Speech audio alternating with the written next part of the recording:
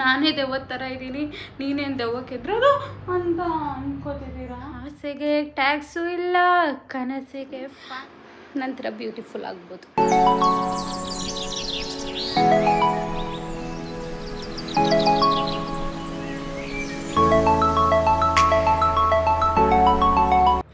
Welcome back to another video of Greeshma George ಅಂತೆಲ್ಲ ಹೇಳಿ ನಿಮ್ಗೆ ಇರಿಟೇಟ್ ಮಾಡಲ್ಲ. Okay, welcome back. ಇವತ್ತೇನಪ್ಪ ಮುಖಕ್ಕೆ ಹಾಕೋತಿದ್ಯಾ ಅಂದರೆ ಮೆಂತೆ ಮತ್ತು ಹಾಲು. ಮೆಂತೆ ಮತ್ತು ಹಾಲನ್ನ ರಾತ್ರಿನೇ ನೆನೆಸಿಟ್ಬಿಡಿ. ಅದಾದಮೇಲೆ ಬೆಳಗ್ಗೆದ್ದು ಅದನ್ನು ಗ್ರೈಂಡ್ ಮಾಡ್ಕೊಳ್ಳಿ, ಅಷ್ಟೇ. ಇವತ್ತು ಬೇರೆ ಒಂದು ಫೇಸ್ ಪ್ಯಾಕ್ ಜೊತೆ ಬಂದಿದ್ದೀನಿ.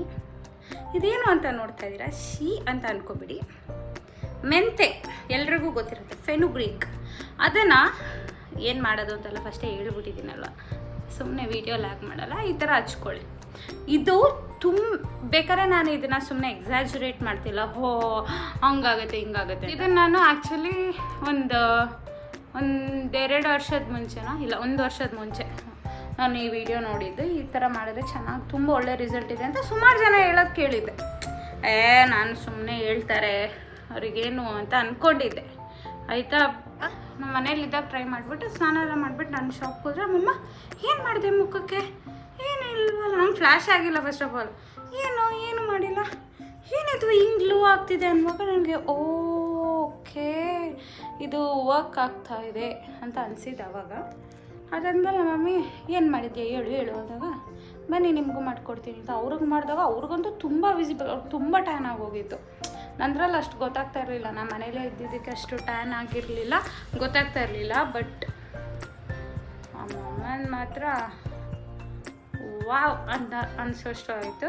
ಅದಾದ್ಮೇಲೆ ನಾನು ಸುಮಾರು ಜನಕ್ಕೆ ಇದನ್ನು ರೆಕಮೆಂಡ್ ಮಾಡಿದ್ದೀನಿ. ಅವ್ರು ಮಾಡಿದವ್ರು ಎಲ್ಲರೂ ಅಷ್ಟೇ, ಫಸ್ಟ್ ಯೂಸ್ ಮಾಡಿದ್ಮೇಲೆ ತುಂಬ ವರ್ಕ್ ಆಗುತ್ತೆ ಇದು ಅಂತ ಅಂದರು. ಬರೀ ಫಸ್ಟ್ ಟೈಮ್ ಮಾತ್ರ ನಾನು ತುಂಬ ಎಕ್ಸೈಟ್ ಆಗಿಬಿಟ್ಟು ನೆಕ್ಸ್ಟ್ ಟೈಮಿಂದ ಅಷ್ಟು ಎಫೆಕ್ಟಿವ್ ಅನಿಸಲ್ಲ ಅಂತ ಹೇಳಿದೆ. ಅದು ಅವರು ಹಂಗೆ ಹೇಳಿದ್ರು, ಫಸ್ಟ್ ಟೈಮ್ ಆದಷ್ಟು ಚೇಂಜಸ್ ಮತ್ತು ನೆಕ್ಸ್ಟ್ ಟೈಮ್ ಟ್ರೈ ಮಾಡಿದಾಗ ಬಂದಿಲ್ಲ ಅಂತ. ಸೊ ಯಾರು ಫಸ್ಟ್ ಟೈಮ್ ಟ್ರೈ ಮಾಡಿಲ್ಲ ಅವರು ಒಂದು ಸತಿ ಟ್ರೈ ಮಾಡಿ ನೋಡಿ, ತುಂಬ ಎಫೆಕ್ಟಿವ್ ಅನಿಸುತ್ತೆ ನಿಮಗೆ.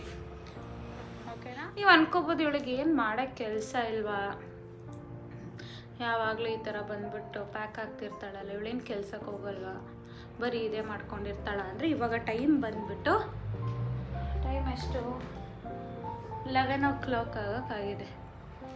ಓಕೆ, 11 o'clock ಬೆಳಗ್ಗೆ ಅಲ್ಲ, ರಾತ್ರಿ.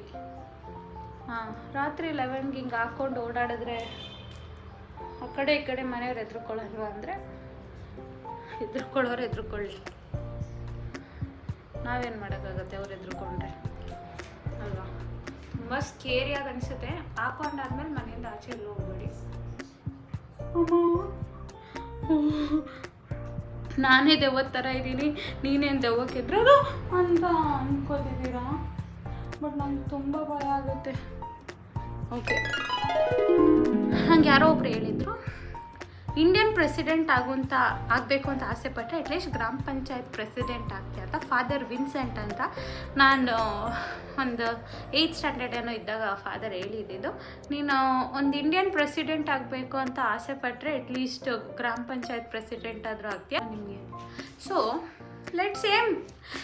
ಆಸೆಗೆ ಟ್ಯಾಕ್ಸು ಇಲ್ಲ, ಕನಸಿಗೆ ಫೈನು ಇಲ್ಲ, ಹೇಳೋರಿಲ್ಲ ಕೇಳೋರಿಲ್ಲ, ನಮಗೆ ನಾವೇ ರಾಜನ. ಸೊ ಇವಾಗ ಸ್ನಾನ ಮಾಡ್ಕೊಂಡು ಬಂದಿದ್ದೀನಿ. ಆ ಗ್ಲೋ ಕಾಣ್ತಿದ್ಯಾ ಮುಖದಲ್ಲಿ, ಏನು ಹಾಕದೇನೆ ಆ ಗ್ಲೋ ಬರ್ತಿದ್ಯಲ್ಲ, that is because of that pack.